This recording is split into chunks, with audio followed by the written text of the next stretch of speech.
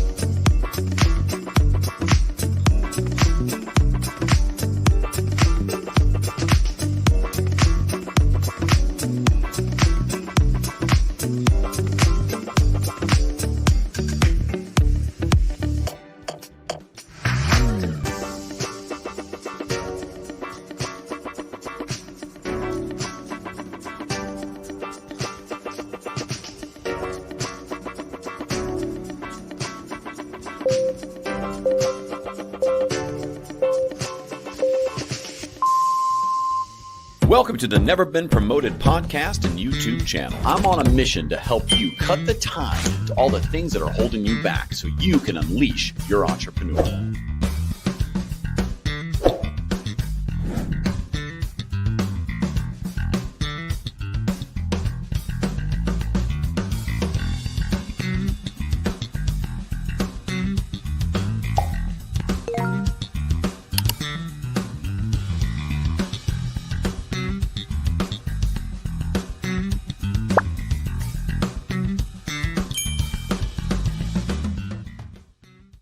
Now, I know you're wondering right now if this is decaf or not, or if I've had too many cups of coffee, and the answer is it's not in your business. I'm going to have as many as I want.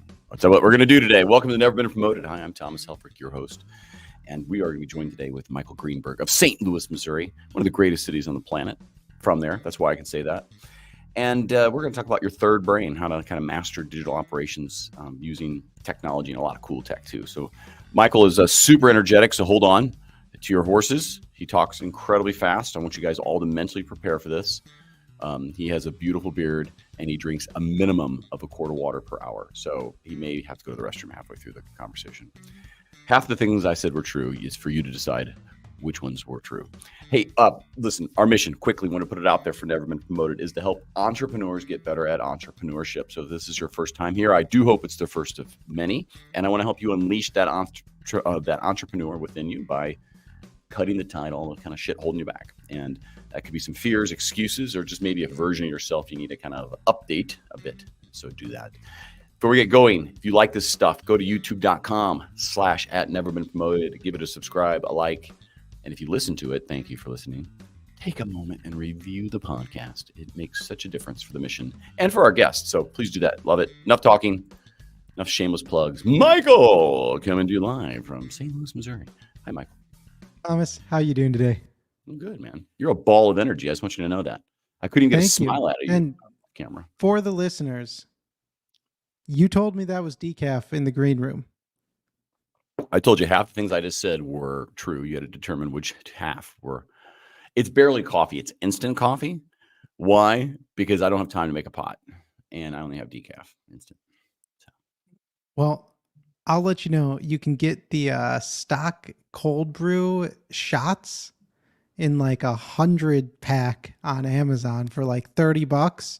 You just open them. They're the size of coffee creamers. Each one's little shot of coffee. You just open them up, toss them in, pour a little milk in the glass. It makes for a real good coffee milk. That's good. I'll have to keep that on. I have this little automated, like it's already heated, like the little hot water thing you put in your stove, replace the. Oh, yeah. That is like, when everyone's waiting for coffee to get brewed, I'm like, mine. I'm ready to drink it. It's good. Love it. Oh, yours isn't done. I'm going to have another one. It's going to be great. St. Louis, Missouri, my hometown where I grew up. What high school did you go to? If you're from St. Louis, you're laughing right now. And if you're not from St. Louis, you're like, why did he ask him that? And that's not your business because you're not from St. Louis. But Michael understands. Parkway Central for all those St. Louisans. That's right. I lived in Central's district and went to West because I went to junior high in West. Parents moved like a quarter mile away. And the buses wouldn't just come over there and get me in Central District. So I have affinity for Central and the folk that went there. So we all make mistakes. We all do. Central's a good. What is the what's the premier parkway right now? I think Central's probably the richest. I think North is the best rated at the moment. Really? North was like a dog hole when we were there. Like you were like, ugh, North, ugh, who wants to live there? Yeah. I'm not sure where West is at right now. South, I know, is considered the worst, but that's just because it's the largest, so it has the most South issues is that the come with armpit, it. always has been.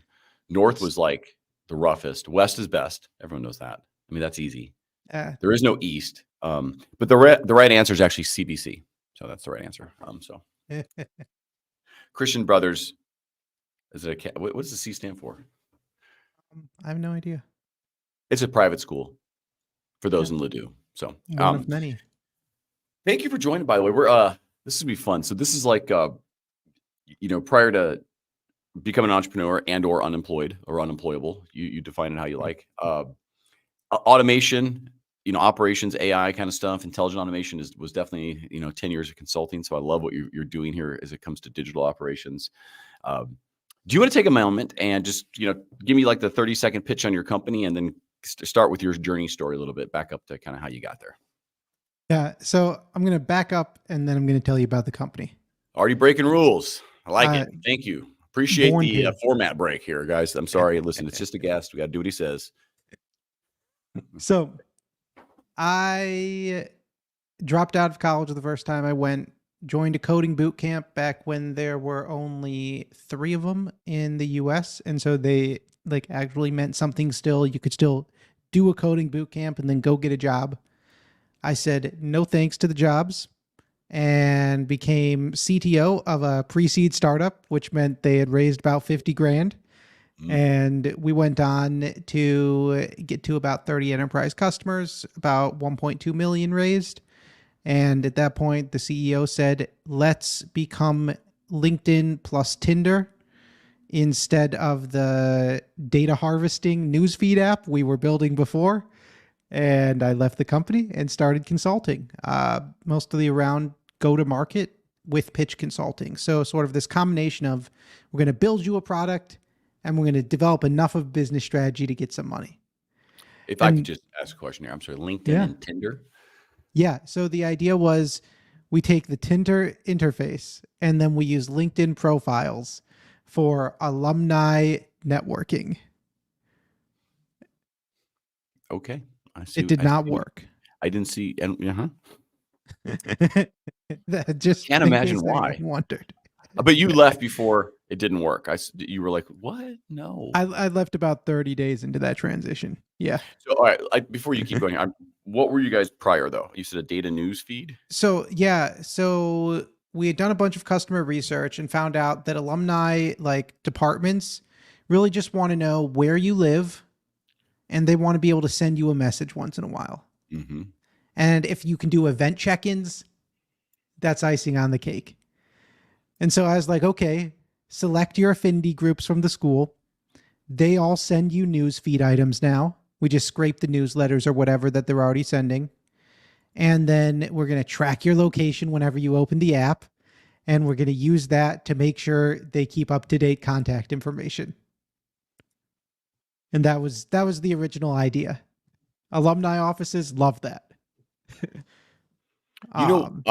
What's crazy about that? I hear that, I'm like, what a simple ass business that you were so far ahead of that would have blown up. Yeah, like simple to the point marketing list that someone will always buy from you forever. As I've gotten better at entrepreneurship, I am more attracted to those simple lead data plays, things like that, because I think they are easier to execute on because they have fewer moving parts. Right. And all right, continue the story. We'll dive into that simple moving parts, because I think, I always try to find these little entrepreneurial lessons and stories. And right there, sometimes smart people, and I do this, I know you've done this because you're smart. I'm less smart, but I'm smart enough to know that I've done this, is to complicate something because you feel like you have to. Where sometimes the people who are the richest in the world, most successful, go, I make this for $1 and I sell it then for $5 to this group that always buys it. And then I just do it again. And then I did it 1,000 times. I do it like 10,000 times a day. Yeah. But then I have extra money. So I just keep doing it. So That's anyways. Keep going. while one of the last big projects I did at that company was setting up outbound email infrastructure. So being able to do cold email back before there was any software to really do cold email. And at that point, I realized, oh, just being able to do like basic tech coding stuff allows you to open up a whole new world of opportunities in marketing and sales. Yep. I ended up doing growth consulting for a few years, worked with a podcasting network, took the go-to-market for a national expansion that I had put together. They said, hey, we don't like it. I said, great, can I use it? They said, sure. Opened up an agency with that same plan and then built that up and sold it about 4 years ago now. Nice. That was in white label podcast production. After that, went to work for a guy, took a little time off, then went to work for a guy by the name of Jesse Puggi here in St. Louis and helped You just him. want to say that over and over. You hear that name, you're like, Jesse Puggi. It's a great name. He's Jesse got Puggi. Your table. he's got the alliteration. He's got a name to be famous, and he's making enough money that he's going to be. I have no doubt. So worked with Jesse. He's a much better entrepreneur than I will ever be in all likelihood. And I picked up a few lessons along the way, left and went out to start ClickDown. ClickDown was a ClickUp implementation provider. I started with a co-founder. That co-founder had a couple of his businesses go belly up. He had built his brand on acquiring businesses with no money or very low cash down SBA loans. It turned out, I found out after we were partners, 4 of those businesses were in fact like general contractors in the sub-$1 million range. What do you mean general contractors? Like construction. Oh, gotcha. And a business in that like size range in that area is highly volatile, to say the least. 2 of them went under lawsuit from prior build work before he owned the company. And so I took back control of ClickDown from him. We started doing a lot more work with AI and automation. We rebranded to Third Brain. And then I brought in a new partner who was much, much more experienced than me, has the 8-figure exits, has the house in Half Moon Bay, already has that level of success that can bring the pedigree to the business. And he's now CEO of the business, so I can go talk on podcasts like this. And fast forward a year later, we're doing pretty darn well. Fantastic. And you guys do, if you're like, what you guys, my understanding. So I like to say, make sure I understand it before we have the conversation, that you guys help simplify operations. You kind of leverage some new kind of tech, but one of your hooks, if you will, or emphasis on this human-centered workflow kind of idea. Is that a fair way to say it? Yeah. So I think there's sort of 2 big pieces to the puzzle. And this goes back to what I was talking about earlier, where I sort of found my niche in business by bridging business and technology. What I saw throughout my career was the inability of the business people to understand the basics of the technology made it impossible for them to really give strategic direction that their teams could use. And it caused them to get caught up, to get trapped in decisions or in implementations that really should be speeding them up, not slowing them down. That could be choosing what CRM to use, or that could be a failed implementation of that same CRM because the head of marketing who was championing it left after 6 months. So that really got me annoyed. And Third Brain, we provide what we call digital operations. And that's not just making sure the tools that your team uses work, but making sure you have your processes documented and organized and available, and everybody knows what metrics they should be measured on, and they understand how those metrics are tracked. And it means that all of your data is able to go from one source to another. So that way we can actually do something like track if your sales team is always getting a contract signed before they send it as a closed deal on to the onboarding team. Yeah. And that's a very real example. Well, who's the main customer typically for something like this? Is it small, like individuals? Is anyone like who can really I'd say leverage? generally we see the customers who get real leverage out of this are at the low millions at least. And then we work with companies up into about 100, 150 million a year. Yeah. The bulk of our customers are in that like 5 to 15, 5 to 20 million range. Because if your business isn't already doing 100, 200,000 a month, you're probably not taking enough repetitive action.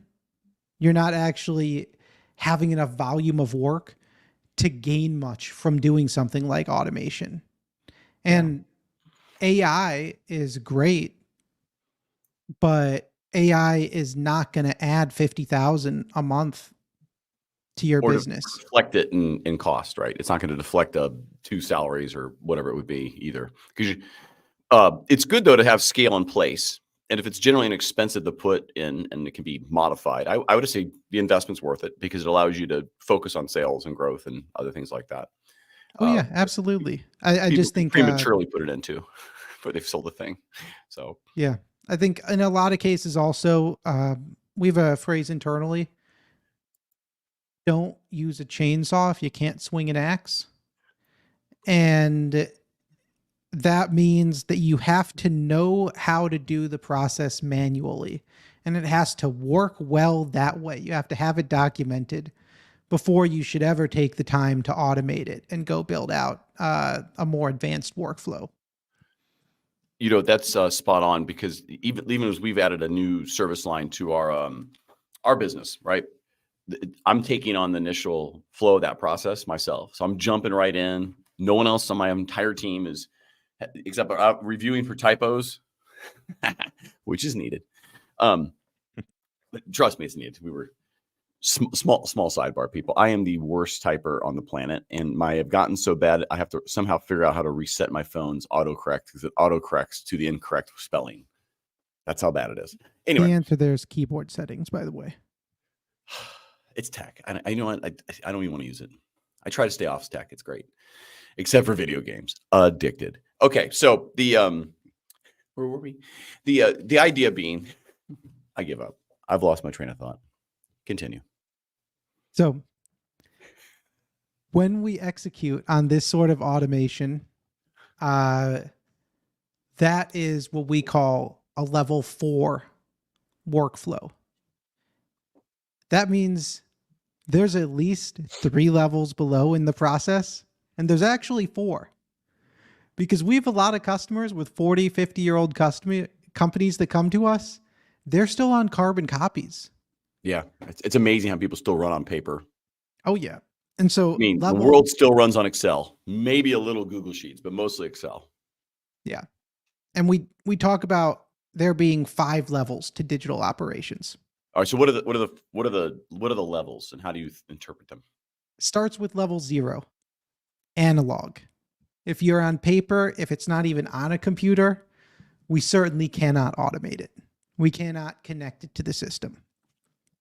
Level 1 is going to be digital silos. So that could be online or just on your computer. The data is digital, but it cannot talk to anything else. Level 2 is an integratable cloud. That means that all of the systems can talk to each other in theory, but in practice, they just haven't been hooked up. And level 2 is, for some companies, impossible because they chose technology years ago that just can't talk with anything else today. And then for fast growing companies, we can plan ahead and make sure they never drop below level 2 to begin with. Yeah. Level 3 is a unified data layer. And that means not only do we have all of the systems that have important data talking to each other and keeping their data linked up and associated properly. It also means that we have mapped out all of the company's processes and workflows well enough that we are able to track and make sure the data stays in all the right places throughout the system. And so that's going back to that idea of setting up your system for an integrated single layer and making sure that you have your business and technology working together. The only way that can happen is if you actually take the time to map out all your business processes and all your technology. Do you have to, when you meet a new customer, actually, this is a good question. So somebody who's maybe is a 0 or a 0.5 level, and you may look at your own business going, hey, I just kind of ran it off of pencil, paper, and orders. Do you help them through that at consultative level, or do you have to? Is it part of is it tech plus services to get them going? Yeah, absolutely. Okay, yeah. And that's sort of the secret sauce for us, is that we're not just an automation team. We're not just an operations consulting team. We're coming in, we're doing the first part of the process, we're doing the documentation, and then we're putting the right system in place. I think that's a really good point. So someone who's professionally consulted for well over a long time, everyone thinks automation's easy, and it is once you have everything documented and you build it. Because once it's running, then you can tweak.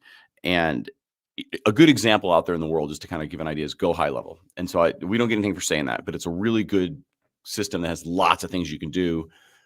Their marketing is fantastic. They make it look simple. But at the core of that, if you don't have how your workflows go, or your top of funnels, or your sequences for who should get what emails, none of that's going to work. It's going to just be stuff that looks at you and costs you $100 to $300 a month. So we were talking about hey, you got to learn how to swing the axe, run the process yourself. Yep.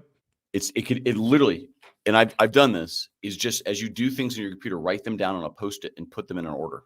That seems like the stupidest, simplest thing in the world. Like, okay, open the email and like, just if you need to do it that way, what's the next thing I just did? I touched my mouse and clicked this. Fine, write that down. It's a step. Because when you can do something like that, then you can go, okay, I need to automate that, and go through and rip up a piece of paper every time you build the automation step. And I mean that, like, or just, if you're cooler, you could go digital and you could erase it from the Word document. But my point being is, if you can't document it, you can't automate it. That's 100%. Like, and I think people really don't understand that until they get into it, and they skip over. Like, we have clients who will try to skip over telling us steps, and then we build an automation for them. And then they're like, oh, it doesn't handle this or this or this. And then we'll be like, well, that's because you never brought up these cases before. Oh, this only happens every 1 in 100 times, but you need it to actually work in that 100th time. So you got to tell us. That's another great example. So, the knowledge, when the knowledge is held in people's brains, right. And tribal knowledge, if you will, but this is where a really good automation system, I think your human-centric design allows for this. It's the exception. It's the kick out. Now, in any pure automation, leave automation AI are two different things. Yep. So, but when automation's running tasks that say yes, no, yes, no, yes, no, yes, no, if then, do this, and it says, I don't know what to do here, it gets into what would be an exception. It kicks it out. A human, if that picks it up, this is where AI comes in, right? It comes in and goes, how did that human handle it? And was there contextual data to say why? Was there a positive indicator? What was the deciding factor? Was it a percentage? Was it this? Anyway, the point is, that's where the AI comes in. That means next time that exception comes in, it can assign a probability of action, still put it in front of a human, and the human can determine if the probability of action, if it's high enough, can say automate that. Fair enough? Yeah. And that actually covers levels 4 and 5 for us in a perfect example. So a level 4 system is when we're automated, but we still have a human in the loop. So we have not implemented any real AI yet. It's not learning. It's not growing. It's not going to be able to handle those extra errors. It just handles whatever we've set it up for, and then it kicks out to a human for everything else. Right. Level 5 is the end state automation, when it's able to start providing those suggestions, and when we've used the most modern AI models in order to make sure that it can do as much as possible without a human involved. What's the so when you get into level 4 and 5, the interoperability of the technology, it changes, right? You got to also work with their CTO and the infrastructure teams to say, hey, what are you guys doing? This is geared towards companies that would be they have governance and they have change control boards, they have technology pain in the asses that you have to sell. Yeah. You have those technology cock blockers. I don't know what you should call them. That keep you from selling into those things. You have to work with them, right? How do you guys work interoperability? Because automation most of the time it can come in and do a lot of things. And we can talk about how you guys automate, if it's at the machine level or it's more at the RPA or the UI level. Yeah. But what do you do, first of all, if you're an organization and you have governance in place around your technology, how does this work with it? Because you're going to get no's from technology immediately, then they back up, right? So talk about that piece first, is the governance piece within technology systems that are maybe more locked down.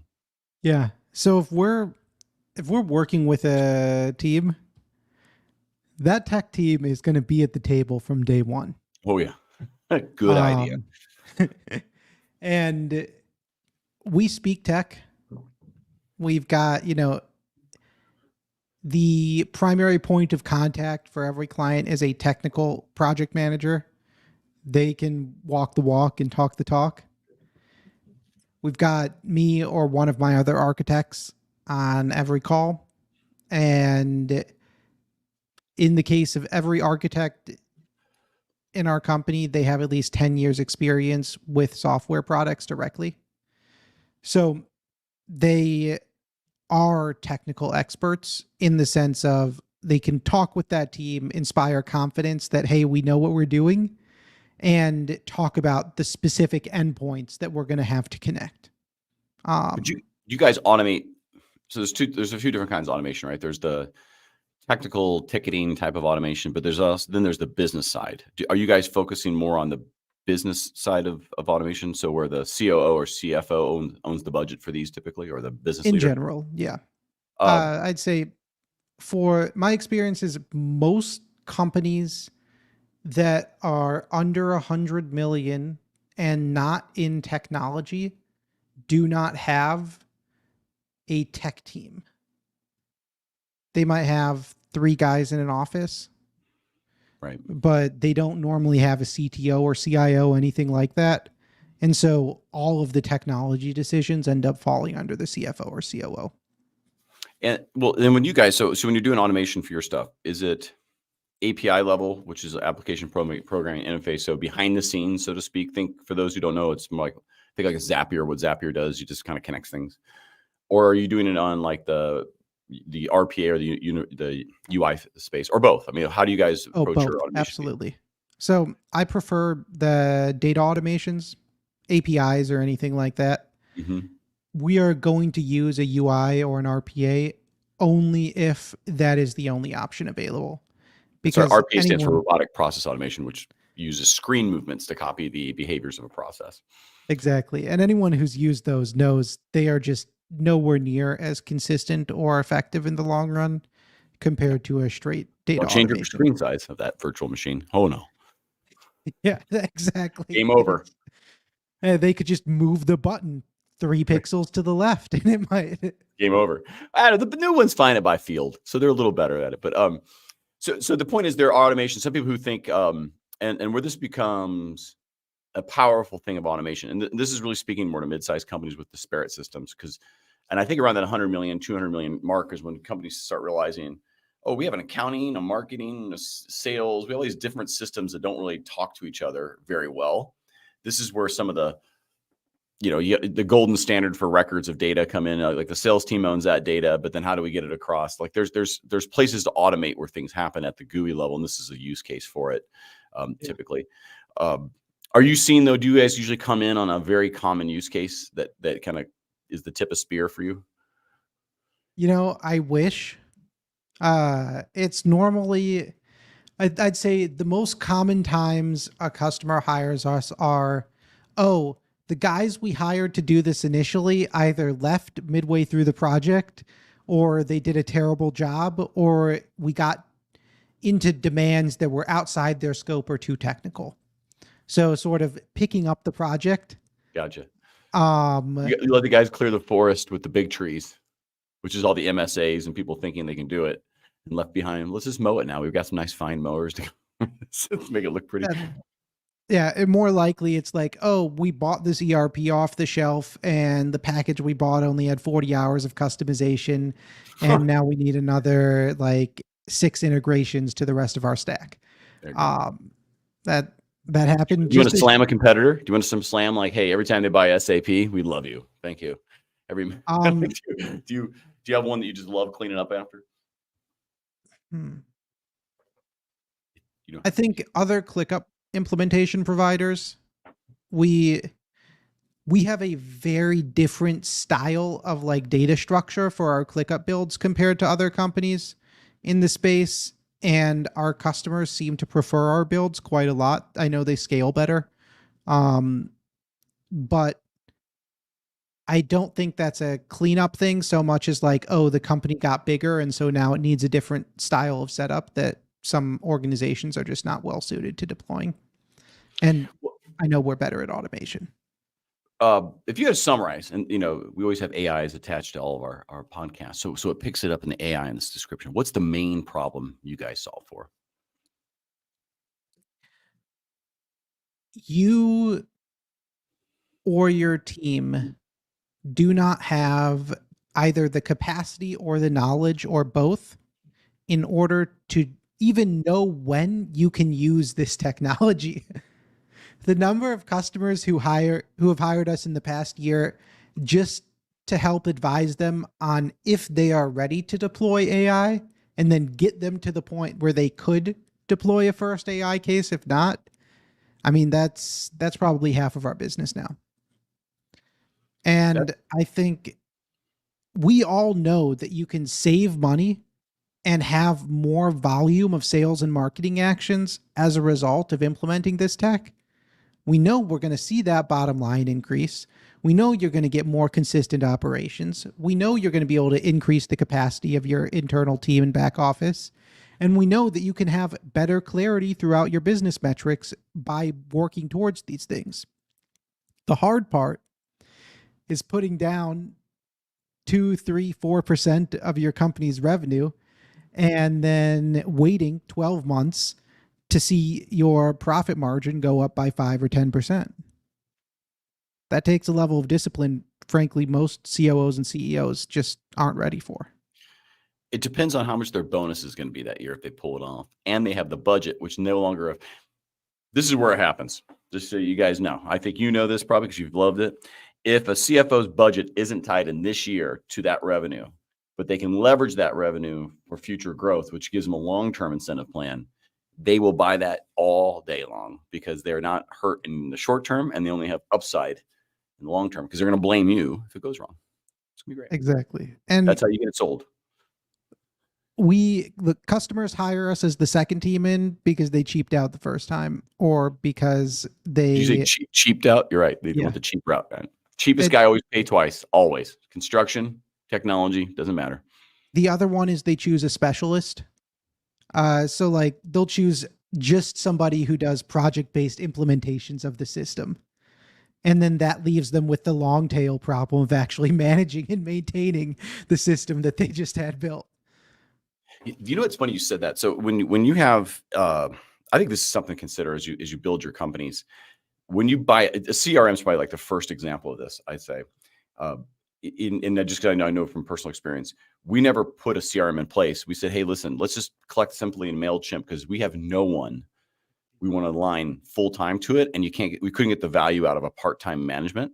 So we just said, listen, unless we could have someone fully line into this to get the value out of what we're going to invest in it, let's not even do it. And I think when you come to technology, in particular automation, because it is a forest of trees you're planting, and one person can plant many, can plant a lot of trees and water a lot of them, but not all of them.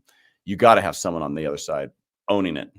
It's, it's a digital worker. I mean, like you have to Yep. train it. You got to keep it in shape, all those things. Just like a normal employee, just they don't take bathroom breaks. Well, they do take breaks. Everyone said they don't. They do. They take breaks for updates right when you don't want them to. But Oh yeah, there's always an API you have to update. have a little line to it. Otherwise, it's not sophisticated enough. This technology, believe it or not, I think as cool as it is still nascent. AI is crazy cool and powerful. It is nascent. People don't realize how new it is relative to what it's going to be 100 years from now. It's going to be, it's just, 6 months, a year from now. I mean, imagine though, like, you look technology, like, let's go with just electricity. How many years is that? 200 years, 150 years ago, whatever electricity was. It's not that long ago. Yeah. What this stuff will be 100 years from now will just be unrecognizable. It'll look like we were playing, using notepads to calculate change. Oh, I mean, I think, or worse, maybe sticks. I think at the like level of building automations, we are 2 or fewer years out. So it's under 2 years until that work is entirely automated itself. So like, I think next year, anything we do with RPA or related UI based automations, that will probably be handled by an AI instead. You'll make a video of you doing it once and then the AI will just follow the video instructions. And then I think API integrations, we already write most of our API integrations with AI. They're 95% AI written now. And then we'll just plug in a human to wrap them up. Yeah. I think what I like about stuff like this in automation with the use of AI for the logic checking and some other, vulnerabilities and things like this. Yeah. Is it basically runs the marathon for you? You're still on the hook to get down the last mile. And the last mile is typically one of the hardest in a marathon. Ironically, you're avoiding other people's shit, which is, I don't know if you've ever ran a marathon, but people seem to defecate on the last mile of a marathon. I don't know why. It's an accepted practice of running. And it's a random fact if you've made it to this point in the podcast. It's true. I personally went through this, not me defecating, but seeing other people's. Anyway, the point being is, brought it up. So I brought it up and I'm going to close the loop on that one. We're going to squash that. See what I did there? Anyway, the point being, in the last mile, it's hard. Your legs hurt. It's tiring. There's a lot of shit in the way, but you're excited to get to the finish line. If you go too fast, you'll trip and fall on a pile of shit is what's going to happen. My point is, you guys as a human still have to get it across the line. But the AI automation mix can run the marathon for you very quickly. Yeah. I would add though, and this is, just like you end up with tech debt in software where people build software that isn't perfect. And so you have to go back and fix it later. You build up ops debt when you don't write things down, when you don't document processes. Correct. When you build an automation that doesn't work quite right, and then somebody has to go do an extra step every time to finish the loop. And you have to run the marathon on your own the first time in order to be able to build the automation to run it for you the second. See, look at that. You got to swing that out. Your own axe again. Why are you trying? I want to be lazy. Come on. Someday. If you think about, before we can kind of get to the future stuff, right? What limits a company from automating? Because I think you can get through a lot of stuff. And maybe what I'm referring to is maybe a mindset. Is there a mindset that you found that's going to keep a organization or a culture of an organization, no matter how much tech you are, no matter what, you're just never going to. Have you ran into one of those yet? That's like, this company will never, as long as they're. Oh, yeah. So I think if the mindset is that automation is replacing our jobs, you're SOL. And I think this is particularly true. I see this most often with the like mid 50s team member. They're middle management. They're not senior enough to have real sway in end decisions, but they're senior enough to have respect inside of the company.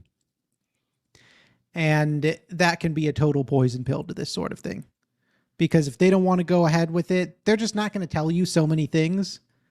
And they're going to encourage other people to just not tell you the things they need. We've had 2 clients now one time where I didn't recognize it until the client decided to cancel. And then we went back and reviewed the calls and we were like, oh, this lady right here, she was saying some things in this call and then she said the opposite in this call. I think she might have been trying to screw us up on this deal. And then the second time, the professional corporate person who's been in a role for like, and they're linking. I mean, I want 5 more years of this, what I'm doing, so I can retire. I don't want to go through the pain of this. This threatens my job. This threatens my team's job. I have a fiefdom I've built here. My order is, and it's a defensive reaction to change.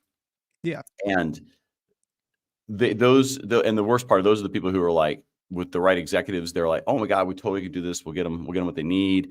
And then you get them in the meetings and they're like, just take them through the basic process. Like it's so well done to screw you over because it just affects their personal lives of where they are in their retirement or when they want to go do next in their life. And it's so obvious. The downside of that, at least when I saw this, right? Because when we sold stuff like this, it was usually through the CEO or CFO's office, depends on the size of the company. We would be like, hey, my biggest concern is that person and they know each other. That was one of the problems. You'd be like, they're going to be sandpaper and they're going to slow this down because they have built a fiefdom, and we have to be conscious that that's going to be very disruptive for them. And when you took that approach, that CFO knew that affected his or her bonus. So yeah. I was like, when you put it in terms of now, let's get the management thing. It was amazing how that person snapped in line. Like, I don't give a shit, Sally, whatever, go get it done. Give them what you need. And for every time we saw something that was missed, we'd bring it up as an issue, a problem. We would just call a meeting like, hey, we're 2 different things. And just start calling and getting that person on the carpet every time by their own words. So it was horrible, but you have to play the game back the other way. So anyway, I don't. The exception to that is in our second one. And that's where we had team buy-in. We delivered the first project. Second project was in scoping. And then, we just realized what you scoped. And, it's now a little busier. And so we're going to press pause on this. But we don't have something lined up next because this was a 6-month project. And then it's, right. So-and-so is on vacation this week. And that was a well-timed one, I'd say. But yeah, they came back 3 months later. So I don't miss your stuff. Give me a future prediction. Predict the future for your industry of automation. So I think like the idea of somebody who does automation, that's dead in 3 years or less. You mean the human in loop? Yeah. Well, no. I'm going to automations. Really? Okay. Well, because I'm going to give you my. I heard that 10 years ago when like UiPath had 8 people in it and eAutomation Newer had like 10, 15. They were saying that, robots take over in 3 years. And so what do you think is different? Because I still think there's so many lagger companies. There's always going to be that next wave within the adoption curve. What's different is the quality of AI. Like the tools we have available to do this thing are immeasurably better. We are already able to do this in certain categories, and the next generation of tools with the reasoning models and larger context windows are going to be even better at the same sort of things. And so at least like when I look at what I define as automation, it is mostly following some sort of click and data entry path, or it is some sort of data automation, which could be a transformation or just a transfer. Do you think like when you start adding like, let's say Gemini to an AI computer, basically one that's looking at your work and how you do it, specifically business machines, I do believe that could be the use case for automation where 2-3 years of an operating system that's been watching how you use your related data. Now there's privacy things and other stuff that can all be contextually pulled out, but people doing process, they go check their bank account, like they ignore the bank account check, like they do things right. But I think that way you're getting the scenarios you just described that like are tribal knowledge stuck in someone's head. They're documented, happened. I believe that scenario could work out where the AI is actually already capturing it. That's where I think we're at it's like, I think we're already 5 years into that process, probably. Yeah, I don't think the AI, like on the operating system side, the AI enabled operating system is prevalent enough at the business level with the right data Oh no, setting to be able to I do it. think it's very much like you just need to record 100 videos of you doing this thing. Well, without them being aware that you're doing it, because as soon as you record it, then the data's people can intentionally leave things out. They can, not Yeah, the easy ones, whatever it is. again, this is all on YouTube in most cases. Like, and I look at that and I think, okay, so we have these specialists, people who are doing like technical implementations. We hire fewer of those now than we did a year ago. And we will hire fewer next year and fewer the year after that. Because you guys are recording your own pieces of implementation to say, here's how you do it. Yeah. And that, I know we are not alone in that. Yeah. No, I agree. It's amazing. I like what you guys do. It's fun. And you're from St. Louis, which you get 10 points, 10 dad points. Free. Thanks. That's a lot of points. I mean, that's $1. I just want you to know that. One dad point is equal to 10 cents. Good to know. For you, it is. You get a 10x multiple. My kids just get 1 penny because some of them have like $1 billion. And I'm like, I can't pay that. I used to drink and I rewarded 1 billion points to my youngest and she wrote it down. So even at a cent a point, you're still in the hole on that one. I got a lot of work to do on this podcast to pay that one off. Let's put it that way. So if you have any really good guests, deep pockets, send them our way. We'll be happy to let them sponsor the show. It'd be great. When I meet $100 million guest, I will. Right. I will introduce them to. I heard about your dad debt. I had a dad debt myself like that. Someone else paid it off for me. I'm going to pay it off for you. Paying it. Thanks. Michael, shameless plug time for you. Now, if you're listening, don't hang up. And if you care about this stuff, or you have a friend that's in need, he's going to tell you how to get a hold of him. Fire. So you can go to thirdbrain.co, or you can go to digitalopsplaybook.com, and I've actually got a little digital download for you guys that walks through the entire process and philosophy of digital operations with I think about 5 new case studies as well. Sounds sexy. Safe for work? Just kidding. Oh yeah. Pick the NSFW section and click that one. If we don't have fun on this, no one listens. Because let's be honest. Business talk is boring unless your job's on the line. You're like, how do I save my job? It's too late at that point. Go work for Michael or Mark. So, and that it's a good rule, right? If automation does. By the way, I don't believe automation is taking jobs. It will eliminate certain types of jobs. But just like the horse didn't go away and it just became more expensive and a thing that other people did for because I'm rich and I have extra money, so I buy land and put horses on it. Still use horses all around the world for military use and all sorts of things. But it's not like the vehicle of choice right now. Like the car, but look how many more jobs. Initially, we don't need horse people now. That's not true. You still need some horse people, but differently. But now, back then. But we need to build a bunch of cars. We need to service a bunch of cars. We need to wash cars, fill them up with gas. We need to build gas. We need gas. It created so many more jobs down the line, just where I think AI and automation does the same. Absolutely. I would just add to that if you think AI and automation are going to take your job, just get a little better with people. And then it's probably not going to take your job. That's a solid point. At the end of the day, if you're good with people, your job's probably secure doing something. That's right. Exactly. If you know that someone could automate your job, then yes, it's going to get automated. But if you're like 50 some years old and your job, don't worry about it. Not in your lifetime. It'd be fine. Start planning something else. But if you're in your 20s and you're studying, I don't know, marketing operations, maybe learn how to use technology tools well. Show a propensity for learning tech. That'd be your what you need to learn how to do in the marketing world. Yep. All right. Thank you, Michael, so much for coming on today. It's been fun. Thank you, Thomas. All right. I'm going to put you in the periwinkle room. I'll be right back. Guys, thank you so much for listening. Never been promoted. We're here to help you get better at entrepreneurship, automation, AI. It's a it's something you should be using in your business at some level.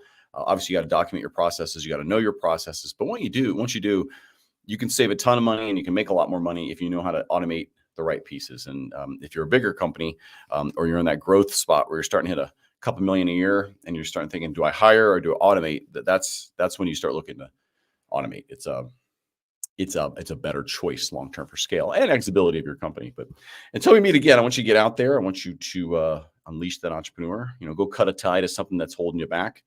And I appreciate everyone listening. So thank you. Have a good one.